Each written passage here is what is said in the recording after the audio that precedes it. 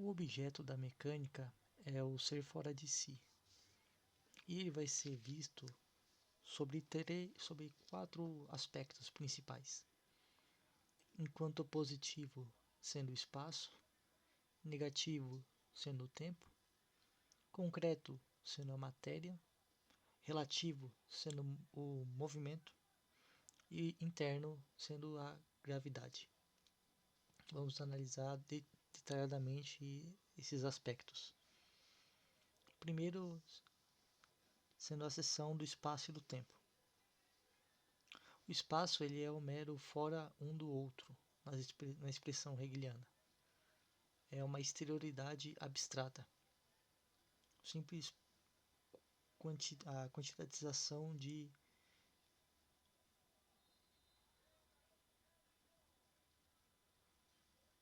não poderia falar lugares ainda, mas é essa expansão meramente determinada, primeiramente. Ele se divide em 3 dimensões: largura, altura e profundidade. E essa determinação que se espalha, essas dimensões, ela é reagrupada primeiramente no ponto, depois na linha e por fim na superfície. Por outro lado, o tempo, ele é o para si. É esse espaço inteiro que se nega e se põe outra coisa novamente. A comparação que é feita é que o tempo ele é como o ser, que quando ele é, quando não é, não é. Em oposição ao espaço, que ele é sempre contínuo. Ou então a identidade do eu igual a eu, do idealismo. A é A e o B não é A, portanto o B não é. Quando o B é porque o A deixou de ser. É como a primeira determinidade da lógica, quanto no dever do ser e do nada. Enquanto o ser é, o nada não é. Mas o nada é o desaparecimento do ser. Nesse sentido, o passado, o presente e o futuro seriam o próprio devir. Tempo que, na medida que ele nega o anterior, ele passa a um posterior. E assim ele é o devir.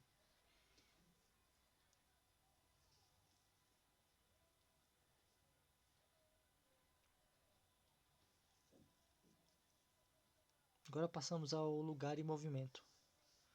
Quando o ponto ele medido no tempo, ele se torna um lugar. Um lugar nessa definição é um ponto em determinado espaço de tempo.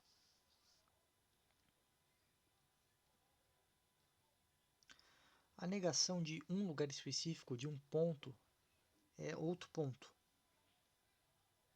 E esse devir entre o espaço e o tempo é o movimento. Assim chegamos à mecânica finita. Nesse segundo capítulo, a negação do movimento é a matéria. Então, ontologicamente, o movimento seria anterior à matéria.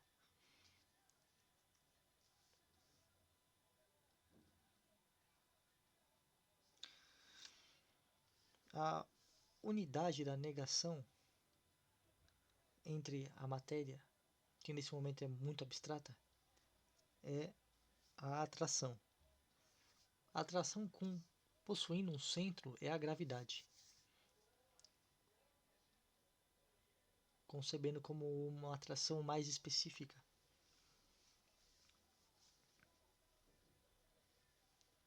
Primeiramente, a matéria ela é inerte. Ela é meramente quantitativa e assim ela é uma massa, um corpo.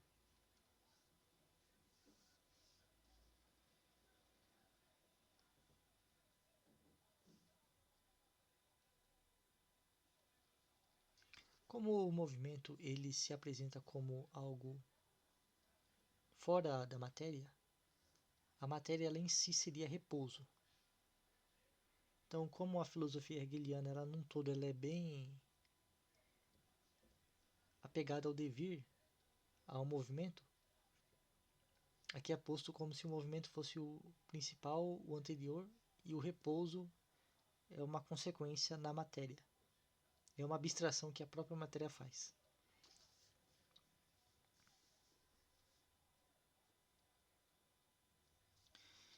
E enquanto unidades separadas, os corpos eles em movimento eles acabam colidindo.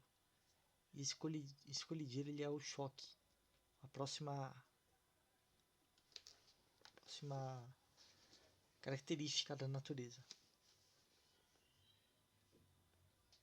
As gravidades entre si elas estabelecem um centro, tendendo ao repouso, como se essa tensão da separação que possui atração se resolvesse em um centro.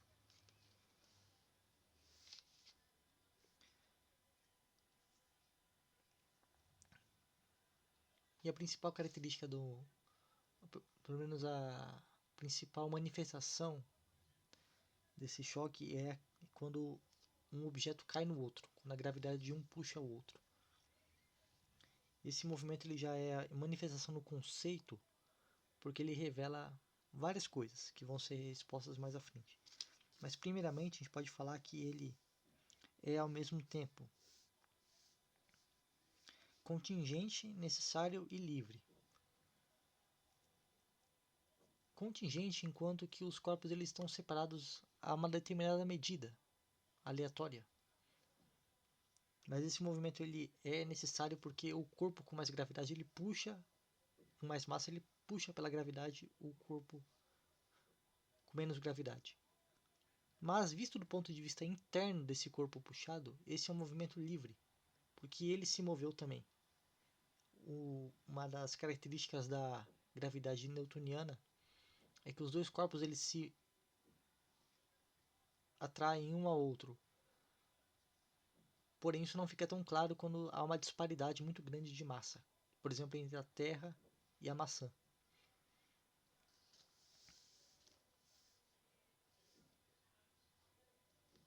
Por exemplo, em sistemas estelares, com duas estrelas com medidas parecidas, elas uma atrai a outra e elas dançam num movimento elíptico, onde o centro não é nenhuma das duas massas, mas é um ponto geométrico.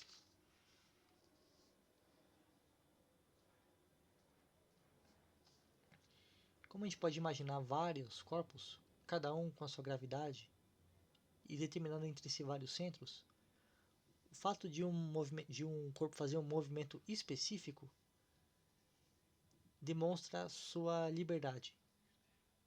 E assim a gente pode dizer que esse é um movimento absolutamente livre. E nós adentramos na última sessão, que é a mecânica absoluta. Nela, a gravitação é o conceito da mecânica tendo a corporeidade abstrato por universal, os corpos específicos por particulares e o movimento como singular, como o fato entre a existência desses corpos.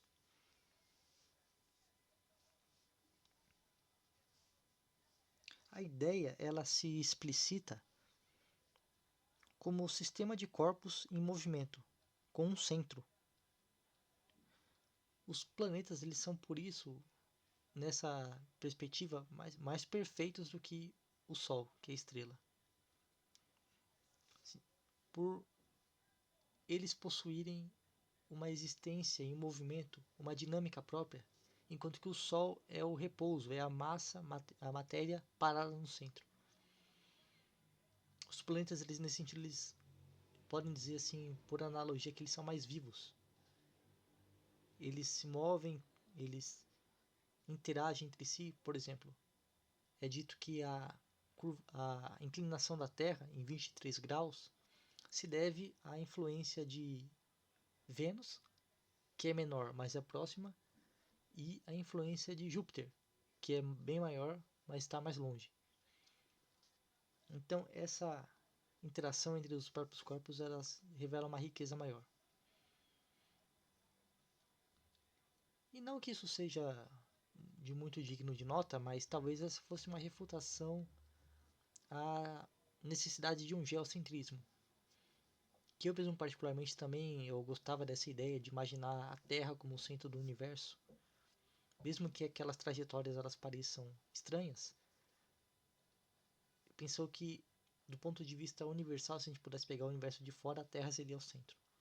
Isso não é tão necessário, porque esse próprio movimento, ele, dessa perspectiva, o movimento, a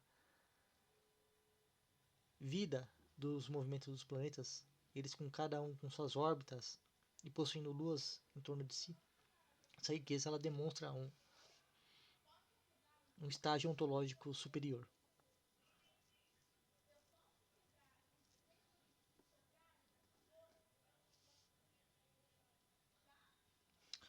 E pelo fato desses corpos eles possuírem um centro e se chocarem contra outros, pede por necessidade que eles tenham uma forma. E essa forma determina a individualidade deles.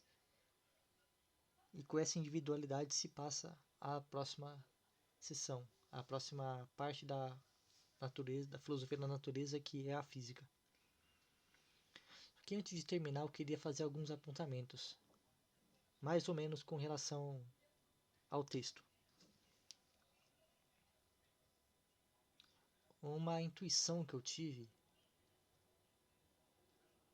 há alguns anos atrás foi de que essa passagem da ideia da lógica para a natureza, ela parece problemática para muitos comentadores. Porém, acredito que existem formas de tornar isso mais suave, ou pelo menos de enxergar isso de forma mais lógica. A ideia absoluta ela era pura riqueza interior. E essa riqueza interior, eu acredito que ela se manifesta muito claramente na perfeita geometria que existe no espaço. Se eu imaginar qualquer espaço, vão ter neles ser podidos medir infinitos pontos, infinitas linhas, infinitas superfícies, volumes, distâncias, proporções, medidas. E o próprio fato de haverem várias constantes, como por exemplo a do π, mostra essa riqueza interior e profunda que existe no espaço. O tempo, por outro lado, reflete a mutabilidade da ideia absoluta. Como a ideia absoluta ela põe seus vários momentos diante de si, essa sequência de conceitos é manifestada no tempo. E assim você teria já as duas principais categorias do espaço sendo como que filhas da ideia absoluta.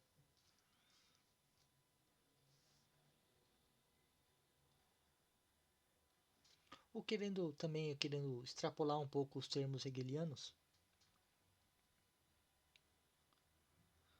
o espaço, como a natureza ela abdica da liberdade para ser para ser pura necessidade e contingência, o espaço seria a pura necessidade e o tempo pura contingência. O espaço é necessidade porque dois pontos eles estão ligados por uma distância e essa distância é absoluta.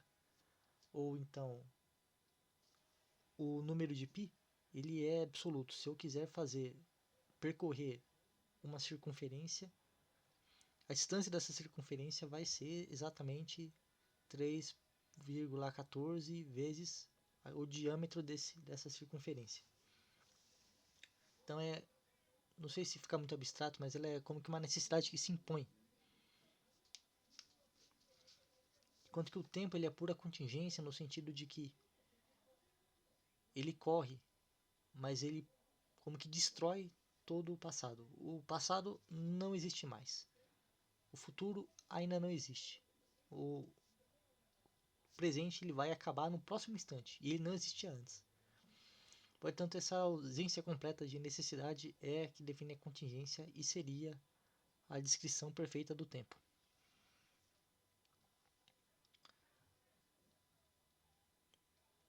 Existem algumas discussões interessantes dentre as sessões, e uma delas é aquela discussão novamente que como não poderia deixar de ser, de Newton e Kepler e das suas contribuições à ciência. É gastado rios de tinta para falar sobre isso, mas eu gostaria de apontar só uma coisa que eu achei engraçada, de que Newton ele é visto como o mais importante porque os ingleses fazem isso de o seu estandarte. Eles têm muito orgulho de terem Newton por seu compatriota, enquanto que os alemães não se importaram muito com isso e deixaram Kepler de lado. Não se importam muito de ter sua fama roubada.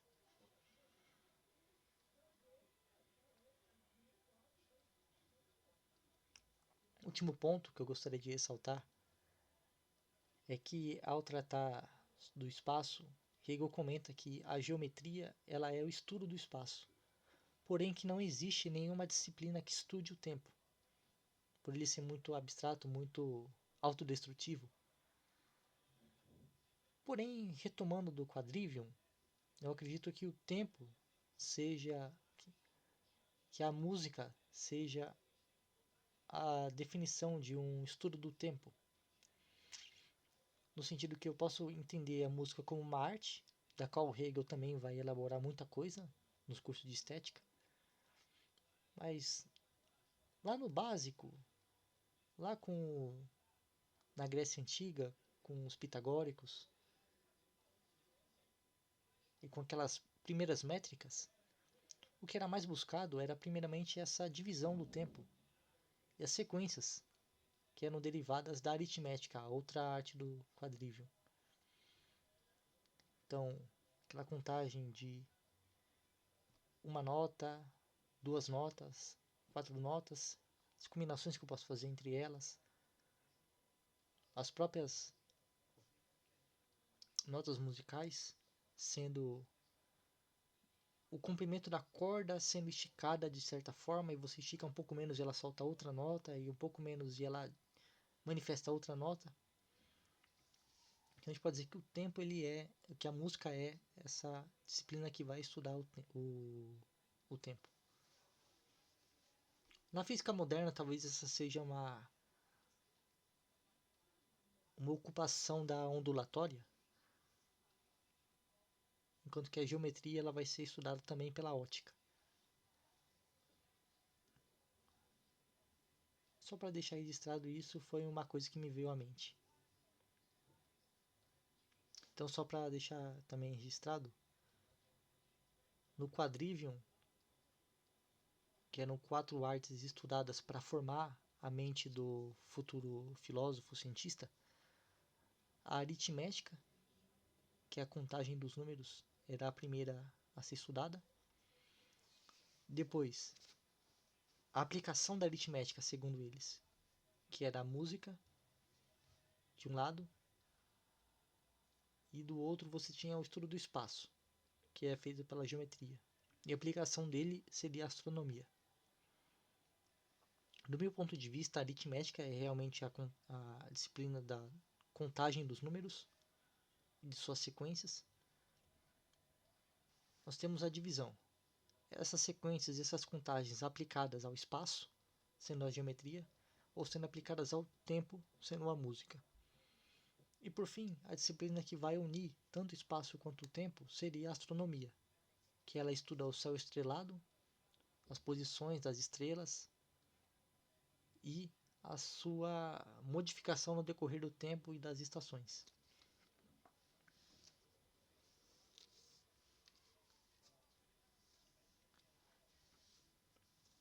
Isso que eu tinha para apresentar sobre o capítulo da mecânica, e até o próximo vídeo.